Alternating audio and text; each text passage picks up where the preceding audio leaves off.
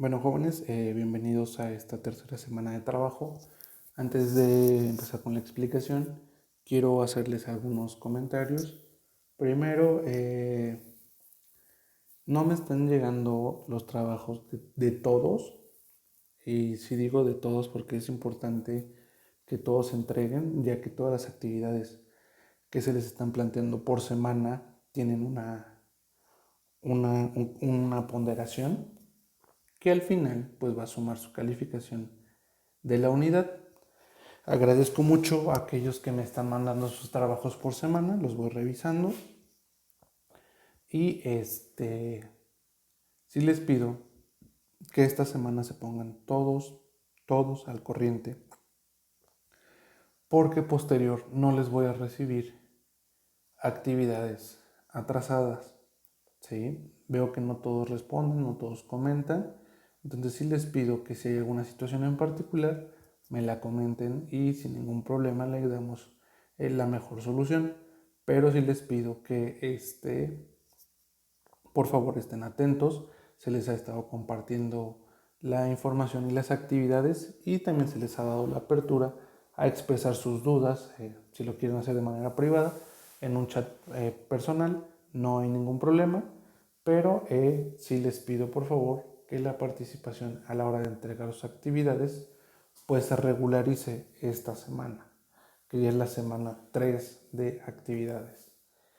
Por otra parte, cualquier cambio de número, cualquier cambio de su estatus en la escuela, por favor también háganmelo saber para que no les falte la información y tengan todo lo necesario para poder trabajar. Les envié las guías desde el inicio de la unidad 2, es decir, hace casi 3 semanas. Entonces, bueno, pues ya lo único que les pido es que vayamos trabajando por semana, vayan dándole el tiempo y el orden a sus trabajos, así como respetar también el tiempo para que contesten las actividades de los compañeros maestros y ustedes no se saturen de trabajo, a pesar de que, bueno, ya tienen toda la información de lo que van a hacer. Con estos videos pues trato de darles alguna explicación, algún dato o algún panorama distinto que les ayude a entender mejor la guía de trabajo. Por último, les pido que si me van a mandar fotografías de sus actividades o de sus libretas, de preferencia lo hagan con luz de día, sin flash, pero sobre todo que escriban con lapicero, porque algunos han escrito con lápiz y la verdad es que no se alcanza a entender cuando luego le da la luz del flash. Entonces, para una mejor evaluación, yo les pediría que traten de escribir con lapicero y tomarle foto con luz de día. Si alguno tiene problemas para entregar así, lo mismo, puede hacérmelo saber y sin ningún problema le damos solución.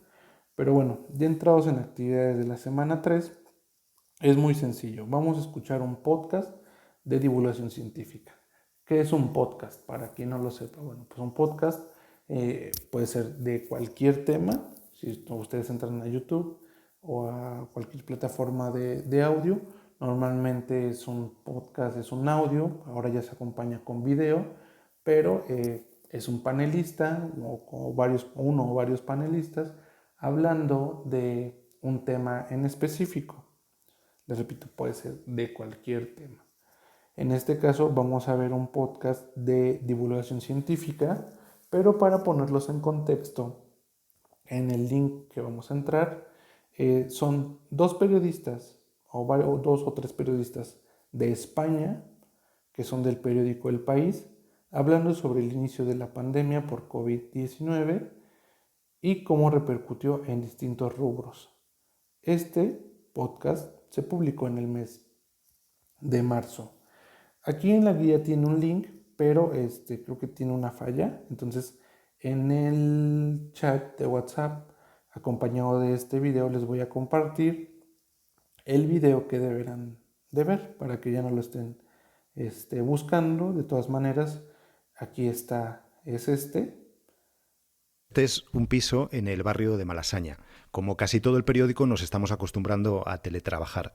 Como a millones de personas, nos empiezan a pasar las mismas cosas extrañas que no habíamos calculado nunca. De repente, todos tenemos el mismo plan de viernes, que es quedarse en casa y empezar, por ejemplo, a ver películas. Todos salimos. Bueno, pues ahí tienen un pequeño fragmento. Es este el video que tendrán que ver. Y posteriormente a esto, bueno, pues ya vamos con la actividad. ¿Qué es esto? Bueno, van a contestar las siguientes preguntas. ¿Cuál es el tema del que trató o del que escuchaste? ¿Qué información la información te pareció clara y ordenada y por qué? ¿Te proporcionó información novedosa? Argumenten. ¿Y sus contenidos te parecieron confiables? Confiables si le crees, si para ti es una fuente que consultarías, ¿no? Bueno, ya les puse el contexto de quién es, pero muchos podcasts no se ve la persona, algunos somos muy visuales y quisiéramos a lo mejor conocer quién es el que está atrás del micrófono, ¿no? Entonces, ¿qué van a hacer? Con las respuestas a estas preguntas van a hacer una paráfrasis, ¿sí? Y eso es lo que me van a mandar. Solo me van a mandar el texto de la paráfrasis de sus respuestas. Ojo, no quiero que me escriban las respuestas ordenadas una tras otra y ya esa es mi paráfrasis. Ya ustedes tuvieron la oportunidad de ver qué es una paráfrasis y bueno, pues es básicamente con sus mismas palabras, con sus propias palabras, a manera de redacción del texto, van ustedes a explicarme cada una de sus respuestas. No es necesario que me manden fotos de las preguntas, pero sí es importante que la paráfrasis pues sea extensa. Si ese es el punto, ¿no? Agregarle algún comentario a criterio personal a sus propias respuestas o darle ese sentido de redacción. Bueno, para esta semana en Historia del siglo XX van a observar las siguientes imágenes con atención. ¿Sí? Se las puedo describir un poco. Tenemos ahí un avión, una especie de ambulancia, una central telefónica, una prótesis de una pierna, unos cañones y esa cajita de madera que se ve ahí es un sistema de transfusión de sangre. Bueno, ¿qué tienen que ver todas estas imágenes? Pues estas imágenes son avances tecnológicos de la Primera Guerra Mundial. Sabemos que la Primera Guerra Mundial, bueno, trajo muchos muertos, muchos desaparecidos, muchas personas que quedaron lesionadas o amputadas de algunos de sus extremidades, generalmente piernas y brazos, pero normalmente piernas por aquello de las minas. Entonces por eso vemos ahí en la fotito esa prótesis de pierna de madera. Pero quiero que veamos la Primera Guerra Mundial, perdón, desde un punto de vista diferente. ¿Qué innovaciones nos trajo? ¿Qué adelantos trajo esa situación complicada para la humanidad, donde pues por primera vez países se aliaban unos con otros para poder pelear entre sí, ¿no? Entonces, si quieren ver más imágenes, bueno, pues ahí está el link, ahí pueden ustedes ver un poquito de más imágenes para que entendamos eh, que de la guerra, pues, o de una situación complicada, siempre surge el ingenio del ser humano para cosas buenas, ¿no? Si lo vemos en las imágenes, pues ahora vemos la importancia de una transfusión de sangre para una operación, para una lesión, para un accidente.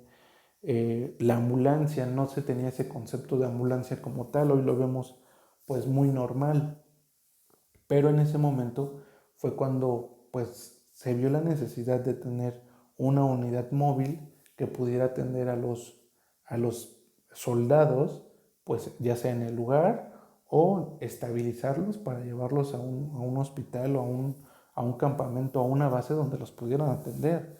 El teléfono pues explotó su uso, se vieron comunicaciones para las estrategias de guerra, además del típico cartero o los caballos.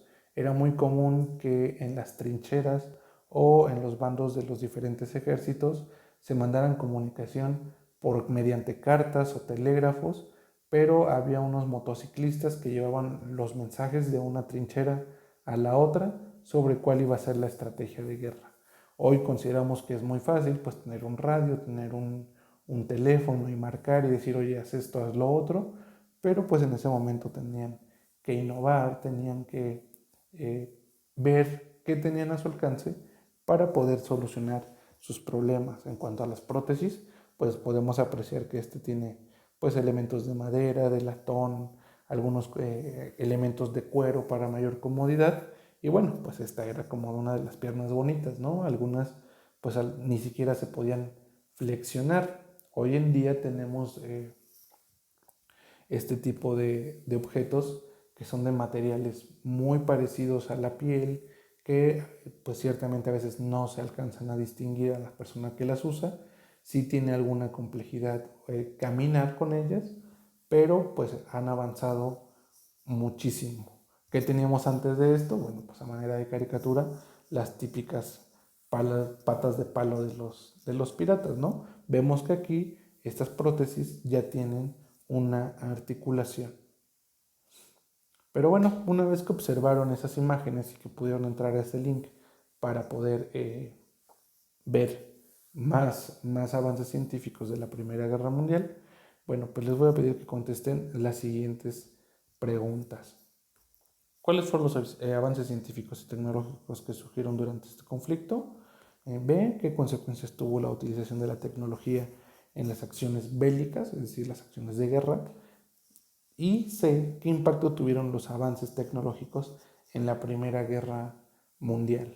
Hoy todo lo damos por hecho, jóvenes, pero pregúntenle a sus papás cómo era vivir en un mundo sin teléfonos celulares, ¿no? Hoy para ustedes a lo mejor es complicado imaginarse que tu vecino o tu amigo no tenga un teléfono celular y que no te puedas comunicar con él. Bueno, pues estos avances de comunicación de masas, pues tuvieron un gran salto durante la Primera Guerra Mundial. Entonces, a partir de esa reflexión, a partir de que observen las imágenes, van a responder estas preguntas. Bueno, por último, en definición de proyectos emprendedores, vamos a trabajar en esta semana conceptos de administración y procesos administrativos. Les voy a pedir que, bueno, la administración, que entendamos a la administración como una rama de la ciencia social que se dedica a la organización de recursos, pero no solo de recursos económicos, sino recursos humanos, materiales y obviamente pues financieros. ¿Qué quiere decir? Para la administración todo es utilizable. ¿Okay? En una empresa no solamente se ve el dinero, ¿sí? También podemos administrar al personal humano. ¿Qué quiere decir? Los trabajadores, cómo los capacitas, cómo explotas sus habilidades, los materiales que se refieren a las herramientas o a los instrumentos que tengas para que a tu personal se le facilite y optimices la producción de tu empresa, ¿no? Hablando en un sentido meramente empresarial, pero si lo trasladamos a una cuestión educativa, pues los docentes somos el personal humano, los materiales pues son los libros, los programas, las computadoras y todo lo que como docentes utilizamos como materiales que nos permiten trabajar con ustedes. Eso todo lo maneja, lo controla desde un punto de vista administrativo, perdón. Ahora, tenemos cuatro conceptos importantes en la administración, que es planificación, organización, dirección y control. La primero se entiende como la estructuración conceptual de los elementos. Es qué contamos y cómo los vamos a organizar, ¿sí? Es decir, ¿Qué tenemos, por ejemplo, en una escuela? ¿Cuántos maestros tenemos? ¿Cómo los vamos a dividir? ¿Qué conocimientos tienen para enseñar a los alumnos? Ese es hacer un plan de trabajo dependiendo del recurso que se tiene. Una organización, vamos a coordinar y sincronizar las partes de cada una de la empresa para establecer sus tareas. Si recuerdan cuando estábamos en clases o cuando estaban en clases, bueno, pues cada docente hacía una función, ya sea dentro o fuera del salón. Esto era parte de una organización que provenía de haber planificado bien la estructura de la planta docente. Lo mismo pasa en las empresas. La dirección son las labores necesarias para la conducción y el liderazgo de la organización, considerando aspectos tácticos, operativos o estratégicos. La dirección se refiere al camino que va a tomar la empresa. Por ejemplo, si ustedes tienen un negocio y ya planificaron, ya organizaron, bueno, ahora van a establecer la dirección que va a tomar su empresa. Quieren ser los más eficientes de la cuadra, quieren ser los más conocidos de su comunidad en su actividad económica. Bueno, ese es el objetivo que le van a fijar a su recurso humano y les van a brindar todas las herramientas para que este objetivo se cumpla. Ahora, el control, entendido como la posibilidad de diagnosticar el funcionamiento de la organización y retroalimentar el sistema con esa información para solventar sus necesidades y su funcionamiento.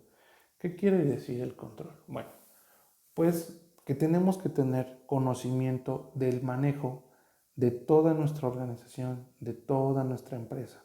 Si nos dedicamos a vender algún producto, bueno, cuántas piezas se fabrican, cuántas piezas se venden, cuántas piezas se nos están quedando, cuántas piezas sufrieron daño, conviene fabricar más o no, dependiendo la cantidad de ventas que estamos teniendo. Si tienen algún familiar con algún negocio, bueno, pues entenderán que en esta época de pandemia el control de los productos es importante, porque si no está habiendo afluencia de gente, de compradores, pues no es necesario seguir fabricando, porque ese es producto y capital que está parado y que, bueno, si se trata de alimentos, pues puede perecer. Si se trata de algún otro producto que no es perecedero, pues se puede almacenar, corriendo el riesgo de que si se almacena de una manera incorrecta, pues sufra algún daño.